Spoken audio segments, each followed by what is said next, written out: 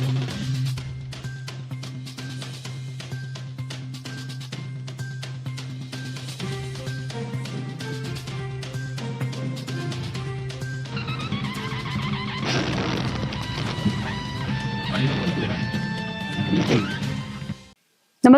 आपण पाहता हिरकणी न्यूज.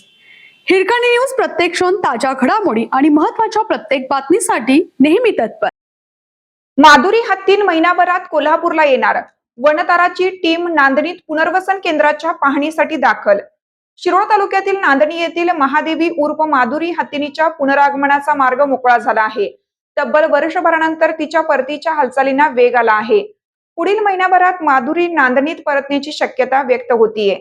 गुजरातमधील वनतारा संस्थेचे पथक सोमवारी दिनांक 16 रोजी नांदणीत दाखल झाले. पथकाने माधुरीसाठी उभारण्यात येत असलेल्या पुनर्वसन केंद्राची पाहणी केली. यावेळी नांदणी मठातील काही पदाधिकारी उपस्थित होते. माधुरीच्या पुनर्वसनासह सुरक्षित पुनरागमनाबाबत महत्त्वपूर्ण चर्चा झाली.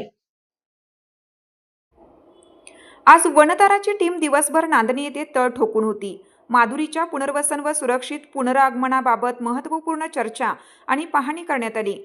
महाराष्ट्र शासन, नांदणी मठ आणि वनतारा यांच्यातील सकारात्मक घडामोडींमुळे पुढील काही काळात माधुरीच्या परतीच्या आशा अधिक बळकट झाल्या आहेत. महाराष्ट्र शासन, नांदणी मठ आणि वनतारा यांच्या सकारात्मक घडामोडी सुरू आहेत.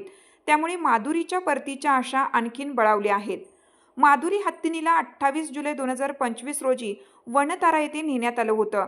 त्यावेळी कोल्हापूर जिल्ह्यासह राज्यभरातून भावनिक प्रतिक्रिया उमटल्या होत्या. लाखो नागरिकांनी तिच्याविषयीच्या भावना व्यक्त केल्या होत्या. गेल्या वर्षभरापासून तिच्या पुनरागमनासाठी प्रयत्न सुरू होते. आता या प्रयत्नांना यश येण्याची चिन्हे दिसत आहेत.